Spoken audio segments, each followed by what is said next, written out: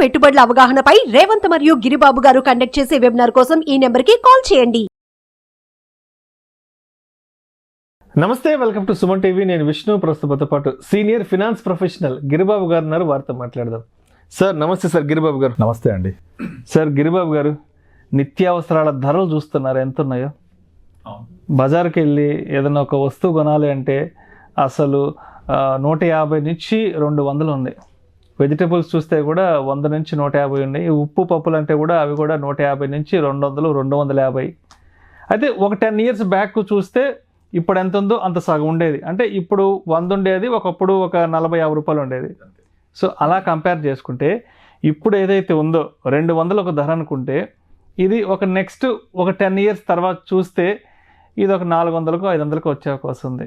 అదేవిధంగా ఇంకొక 10 years తర్వాత చూస్తే, అంటే ఒక 20 years తర్వాత చూస్తే అప్పుడు ఒక 1000 రూపాయలకో 1200కో వచ్చే అవకాశం ఉంది. కాబట్టి ఇప్పుడున్న ధరల్నే మనం భరించలేకపోతున్నాం, ఇప్పుడున్న ధరల్నే మనం బేర్ చేయలేకపోతున్నాం. కాబట్టి నెక్స్ట్ ఒక 20 years తర్వాత ఊహించుకోవాలంటేనే భయం వేస్తుంది. ఈ యొక్క ధరలు, ఈ నిత్యావసరాల ధరలను చూస్తుంటే మరి ఒక 20 ఏళ్ల తర్వాత అప్పటి ఖర్చుల్ని మనం బేర్ చేయగలగాలి అంటే మరి ఇప్పటి నుంచే ఫైనాన్షియల్ ప్లానింగ్ అనేది ఏ విధంగా ఉండాలి, అప్పటికి ఎంత కార్పస్ని మనం జమ చేసి పెట్టుకోవాలి అంటారు అసలు?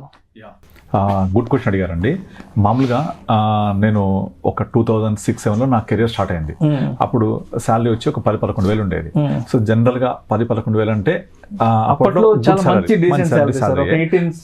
19 years బ్యాక్ ఆల్మోస్ట్ అంతే. 19 years బ్యాక్ అప్పుడు నా శాలరీ ఎంత అంటే 10,000 into 12 months అంటే 1.2 lakh.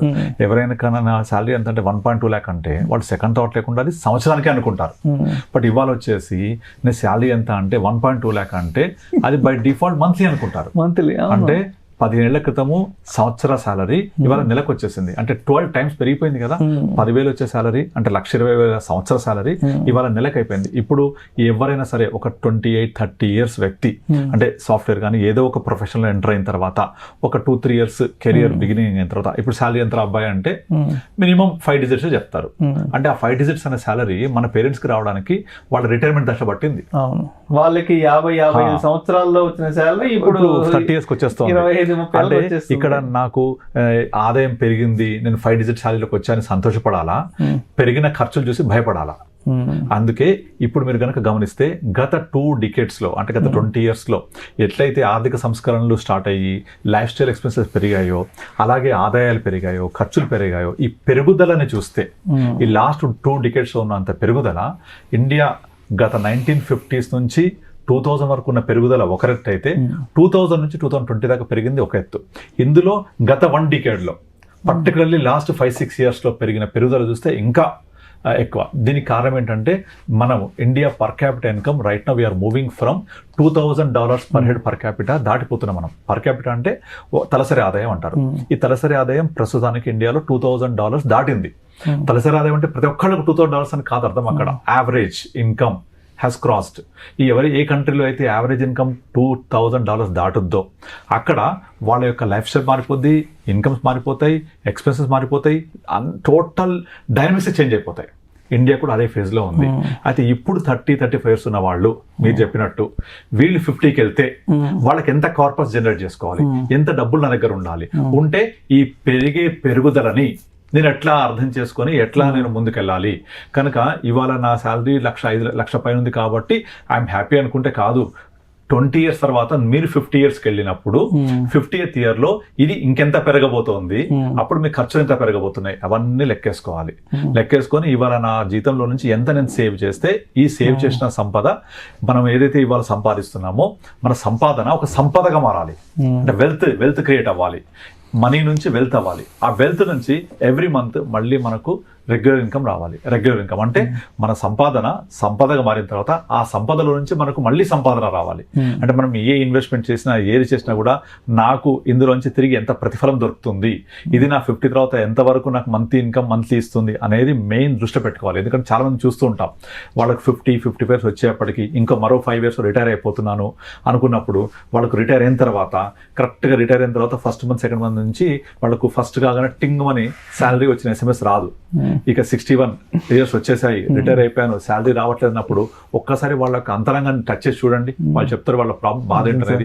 అక్కడ జీతం రాదు అన్నప్పుడు వాళ్ళు గనక ఎంత జీతం అయితే రిటైర్ అవుతున్నారో అంతే ఇన్కమ్ వచ్చేలాగా ప్లాన్ చేసుకుంటే ఏ ప్రాబ్లం ఉండదు, ఇక అది లైఫ్ లాంగ్ వస్తూ ఉంటుంది. దీనికోసం మనం ఎట్లా ప్లాన్ చేయాలనేది పెరిగే ఖర్చుల్ని మీరు చెప్పినట్టు లెక్కలేసుకొని ఇన్ఫ్లేషన్ ని అడ్జస్ట్ చేసుకొని రిటర్న్స్ వచ్చేటట్టు చూసుకోవాలి. దానికి సింపుల్, మనకు పవర్ ఆఫ్ కాంపౌండింగ్ ఉంది, ఇన్వెస్ట్మెంట్స్ ఉన్నాయి, తర్వాత అందులో మ్యూచువల్ ఫండ్స్ ఉన్నాయి, తర్వాత మీకు 15% రిటర్న్స్ కనపడుతుంటాయి. ఇలాంటివన్నీ మనం ఇన్వెస్ట్ చేసుకుంటూ మనకు వచ్చే ఇన్కమ్లో ₹1,00,000 వస్తే కూడా 80% ఫర్ ద డే తినేసేయండి. You have to leave the life. 20% savings పక్కన పెట్టండి. లేదా లయబిలిటీస్ ఉన్నాయనుకోండి, లయబిలిటీస్ అన్ని కూడా 50-60%లో అడ్జస్ట్ చేసుకోండి. ఒక 30% మీ డే టు డే ఎక్స్పెన్సెస్ పెట్టుకోండి.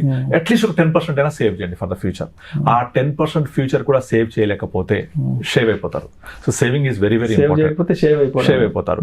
అప్పుడు వెళ్ళిన తర్వాత అయ్యో రామచంద్ర నేను ఎప్పుడు చేస్తుంటే బాగుండేది అనుకుంటే ఫలితం ఉండదు. ఇవన్నీ మీరు ముందు చేస్తూ ఉండాలి. లేదా ఇలా కాదు, నాకు ఒక కొడుకున్నాడు వాడు చూసుకుంటాడు అనుకుంటే ఈ జనరేషన్లో అలా ఆలోచన చేసే వాళ్ళు చేసేంత తప్పు ఇంకోటి లేదు. మీరు ఎవరికైనా అడగండి, మీ అబ్బాయి ఉన్నాడు కదా, మీ అబ్బాయి మీద డిపెండ్ అవుతారంటే never. My son is not my retirement fund. అలాగే మనం మన అబ్బాయికి ఇప్పుడు ఎలాగైతే చూస్తున్నామో ఏం కావాల్సి అవన్నీ కూడా మనం ఇస్తున్నాము. అలా మనం రివర్స్, నేను అప్పుడు ఇచ్చా కదా నాకు రివర్స్ ఇయ్య అంటే ఎవ్వరు కూడా ఇచ్చే పరిస్థితి ఉండదు. అది అడిగే పరిస్థితి రాకూడదు. మన చేయి ఎప్పుడు ఇలాగే ఉండాలి, మనం ఇచ్చేలాగే ఉండాలి. ఇలా వెళ్ళేందనుకోండి ఆత్మ దెబ్బతింటుంది. కనుక ఇవన్నీ అండర్స్టాండ్ చేసుకొని నాకు ఈరోజు ఎంత సంపాదన ఉంది, ఈ సంపాదన నుంచి ఎంత సేవ్ చేయాలి, ఇలా సేవ్ చేసినప్పుడు నా లైఫ్ స్టైల్ ఎక్స్పెన్సెస్ ఎంత పెరుగుతున్నాయి, ఇవాళ ఖర్చు ఎంత. మనం ఇంతకుముందు చెప్పుకున్నట్టు ₹10,000 ఇన్కమ్ ఉన్నప్పుడు 19 years బ్యాక్ ఖర్చు ఉండేవి, రెంట్ మహా అయితే 1,500-2,000 ఉండేది. మీకు గ్రాసరీస్ అంతా కలిపి ఇంకో 3,000 వచ్చేసేది. 5-6,000లో మీకు నెల ఖర్చు సరిపోయేది, ఇంకా 3-4,000 మిగిలేటివి. అంటే మరి ఇవాళ ₹1,00,000 వస్తే అదే ₹1,00,000 ప్రొపోర్షనేట్ గా మీకు రెంట్, గ్రాసరీస్ అన్ని కూడా అదే సేమ్ 6,000 అప్పుడైతే ఇప్పుడు 60,000 అవుతున్నాయి. మరి 60,000 అయితే రిమైనింగ్ 40,000 సేవ్ చేస్తున్నారా? అప్పుడు చేయలేదు, ఇప్పుడు చేయట్లేదు. సేవ్ చేయాలి కదా. ఇక్కడ ఏమైపోయిందంటే 15 ఏళ్ల క్రితము 19 ఏళ్ల క్రితము మీకు 10,000లో 6,000 రెంట్, గ్రాసరీస్ ఇవన్నీ పోతే 3,000 మిగిలితే ఆ 3,000 ఎక్కడో ₹1,000 ఎంతో సేవ్ చేసి ఉండే అవకాశం ఉండేది, వాటితో ప్లాన్ చేసుకునేవాళ్ళు. ఇవాళ అదే 60% పోయాక రిమైనింగ్ 30%, 40% వస్తే అది లైఫ్ స్టైల్ ఎక్స్పెన్సెస్ కి ఖర్చు అయిపోతుంది. సెల్ ఫోన్ 20 ఏళ్ల క్రితం లేదు, ఇప్పుడు మినిమం సెల్ ఫోన్ 30,000-40,000. ఒకప్పుడు నార్మల్ కేబుల్ టీవీ ఉంటే ₹200 అయిపోయేది, ఇవాళ మినిమం 1,500 తక్కువ లేదు. అండ్ వైఫై లేని ఇల్లు ఉండదు, మినిమం ₹700. ఇలాంటివి హీనపక్షంలో cell phone, internet and smart TV వీటన్నిటి తీసుకుంటే మినిమం ఎంత లేదన్నా 4,000-5,000 అయిపోద్ది. అంటే అక్కడ ఉన్న మిగిలిన 35%లో 5,000-6,000 అయిపోద్ది. కార్ ఈ రోజు లగ్జరీ కాదు, నెసెసరీ అయిపోయింది. Minimum 4,000-5,000 maintenance. అండ్ ఏ మూవీకి వెళ్ళినా ఒకప్పుడు ₹100 అయిపోయేది, 100-200. ఇవాళ 3,000-4,000. మూవీకి వెళ్ళి డైరెక్ట్ ఇంటికి రాము, రెస్టారెంట్కి వెళ్ళాలి. రెస్టారెంట్కి వెళ్ళి మూవీ చూసి వస్తే 5,000 ఫట్టు. మూవీ థియేటర్ లో ఒక పాప్కార్న్ డబ్బా కొనాలంటే 1,000-1,500. అసలు టూ మచ్ ఎక్స్పెన్సెస్ అయిపోయింది. మిగిలిన ఏదైతే 30, అంటే నేను 20 years కంపేర్ చేస్తున్నాను. 10,000లో 6,000 ఖర్చులు పోతే 4,000 మిగిలితే సేవ్ చేయడానికి అన్నిటికీ సరిపోవడం ఉండేది. ఇవాళ సేమ్ అదే 10,000 లక్ష అయిన తర్వాత 60,000 ఖర్చులు పోయాక రిమైనింగ్ 40%లో లైఫ్ స్టైల్ ఎక్స్పెన్సెస్ తినేస్తున్నాయి. ఇంకా నాకు ఈ ఖర్చులు. అండ్ ఇంకోటి స్కూల్ ఎడ్యుకేషన్, పిల్లల ఎడ్యుకేషన్ టూ మచ్. అసలు ఏ స్కూల్లో కూడా మినిమం సంవత్సరానికి 80,000 లక్షలకు తక్కువ లేదు, ₹1,00,000 తక్కువ లేదు. అంటే మినిమం 8,000-9,000 పర్ హెడ్. ఇద్దరు పిల్లలు ఉన్నారంటే 20,000 అక్కడే పోయింది, ఇంకెక్కడ మిగులుతాయి? సో అప్పుడు ఏం చేయాలి మనము? ఆ మిగలని పరిస్థితి ఉన్నప్పుడు మనము ఎక్స్ట్రా ఆదాయమైన క్రియేట్ చేసుకోవాలి, లేదా work for the extra 25th hour in your life. ఒక 25th hour క్రియేట్ చేసుకోవాలి, అంటే ఎక్స్ట్రా ఆదాయం కోసం. ఆదాయమైన రావాలి, ఖర్చులు తగ్గించుకోవాలి. రెండూ చేయకపోతే నారు పోసిన వాడు నీరు పోయకపోతాడు అనుకుంటే అంత మించిన తప్పు ఇంకొకటి లేదు. డెఫినెట్లీ మనము ఐదర్ ఇన్కమ్ పెంచుకోవడము, ఎక్స్పెన్సెస్ తగ్గించుకోవడం చేయాల్సిందే, ఆప్షన్ లేదు. సో నాకు ఖర్చులు ఉన్నాయి, నేను చాలా మంది చెప్తుంటారు ఎలా నేను అడ్జస్ట్ చేసుకోవాలి, ఖర్చులు చాలా ఉన్నాయి, నాకు అసలు ఆప్షన్ లేదు, పాసిబుల్ లేదు అంటే definitely you have to reduce. అయితే అవసరమైతే మీ రెస్టారెంట్కి వెళ్ళేది నెలకోసం వెళ్ళే బదులు 2 నెలల కోసం వెళ్ళండి.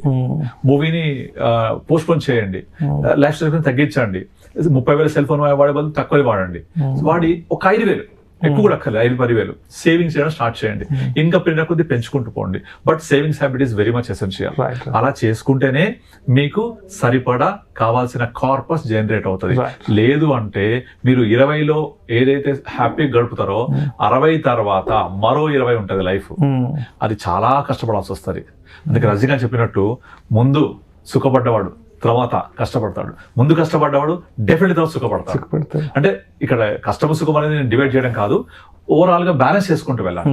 ముందు బిఫోర్ 60 ముందు అంటే మనకు ఏదైతే ఇన్కమ్ వచ్చింది అదంతా బ్యాలెన్స్ చేసుకుంటూ రావాలి, సేవింగ్ చేయాలి. తర్వాత మీ సేమ్ లైఫ్ స్టైల్ సేమ్ ఇదే విధంగా 60 నుంచి 80 వరకు కూడా కంటిన్యూ అవుతుంది. ఎందుకంటే improved health conditions, improved life స్టైల్లో ఈ రోజు మనం 8 years వరకు హ్యాపీగా బతుకుతున్నాం. సో అలా బ్రతికినప్పుడు మీకు డెఫినెట్లీ డబ్బులు కావాలి. సో అది ఎలా అనే ముందు చూపు ఆలోచన డెఫినెట్లీ ముందు నుంచి ఉండాలి. ఉండి మీరు సేవింగ్ చేయండి. వీటికి best investment is mutual fund. Always నేను చెప్పినట్టు అప్పుడు మీకు power of compounding, inflation beat అవుద్ది, గుడ్ రిటర్న్స్ కూడా వస్తాయి. Thank you so much Giribabu గారు. థ్యాంక్ యూ అండి. సుమన్ టీవీలో మీ పర్సనల్ అండ్ బిజినెస్ ప్రమోషన్స్ కోసం కింది నెంబర్కి కాంటాక్ట్ చేయండి.